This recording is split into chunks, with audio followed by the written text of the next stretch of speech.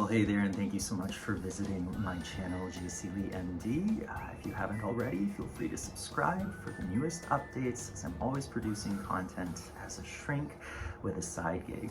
Well, today I have my first book review, and it is The Courage to be Disliked by Ichiro, Kishimi, and Fumitake, Koga. And this is a really awesome book that actually one of my patients recommended I pick up.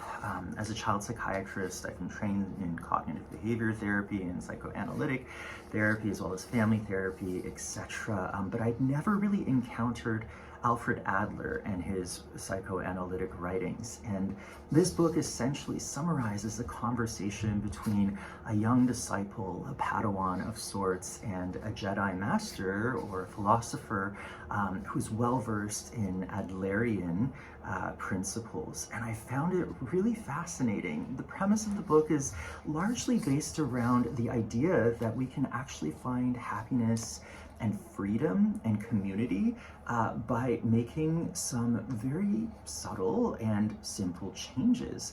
Much of the gripes that Adler argues we experience are interpersonal in nature, and that is to say we take on more of other people's things that are not ours to take, whether they be expectations, emotions, feelings, etc. And the disciple, of course, balks at this concept, saying that, it's not that simple. Really, we need to think about trauma and context and all of that. And the Jedi Master, so to speak, responds with the idea that the present, the here and now, is all that we have. And he talks about feelings of superiority and inferiority. He talks about building these horizontal relationships where we can see our comrades really as comrades, when we see life as a zero-sum game, when we have to keep up with the Kardashians, and we do or we don't, life becomes, full of enemies. And yet when we see other people around us, colleagues, friends, as comrades in arms, we build those horizontal relationships that then help us establish that community feeling and that sense of belonging.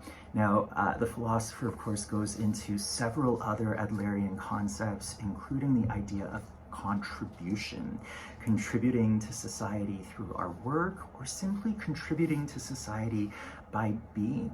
He argues, and I think it's pretty radical, that each of us, simply by being in this world, carry an intrinsic worth that is not dependent on what we do or our accomplishments or our success, and that there is a sort of circular reasoning whereby simply being, accepting ourselves, and having that sense of contributing to those around us enables us to establish that community feeling and ultimately feel like we belong. So this book has been really eye-opening for me. I've been recommending it to a lot of people that I see who struggle with issues of self-esteem and comparison, and just feeling very satisfied or present in their day-to-day lives.